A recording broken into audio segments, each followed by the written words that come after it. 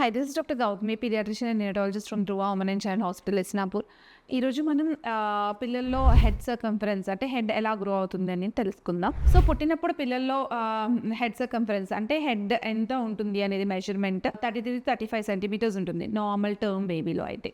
దాని తర్వాత ఫస్ట్ ఇయర్లో 12 సెంటీమీటర్స్ పెరుగుతుంది. సో అది ఎలా 12 సెంటీమీటర్స్ ఎలా పెరుగుతుంది అంటే ఫస్ట్ 3 months ఆఫ్ ఏజ్లో 2 సెంటీమీటర్స్ పర్ మంత్ లాగా పెరుగుతుంది. తర్వాత 4 to 6 months అప్పుడు 1 సెంటీమీటర్ పర్ మంత్ లాగా పెరుగుతుంది. దాని తర్వాత 7 to 12 months అప్పుడు 0.5 సెంటీమీటర్స్ పర్ మంత్ లాగా పెరుగుతుంది. దాని తర్వాత సెకండ్ ఇయర్ అండ్ థర్డ్ ఇయర్లో 0.2 సెంటీమీటర్స్ పర్ మంత్ లాగా పెరుగుతుంది. This is the normal head circumference growing pattern అనమాట చిల్డ్రన్లో. సో ఇది మనకి ఎందుకు ఇంపార్టెంట్ అంటే బేబీ పుట్టినప్పటి నుంచి 3 years బేబీకి వచ్చేవరకు కంపల్సరీ ప్రతి విజిట్లో మనకి పీడియాట్రిషియన్ హెడ్ సర్కంఫరెన్స్ అనేది మెజర్ చేస్తారు. సో హెడ్ చిన్నగా ఉంది అంటే మైక్రోసెఫాలీ, లేకపోతే పెద్దగా ఉంది మ్యాక్రోసెఫాలీ ఉంటే గ్రోత్ అండ్ డెవలప్మెంట్లో ప్రాబ్లమ్స్ ఉంటాయి. అందుకని head circumference measurement at each paediatrician visit is very important.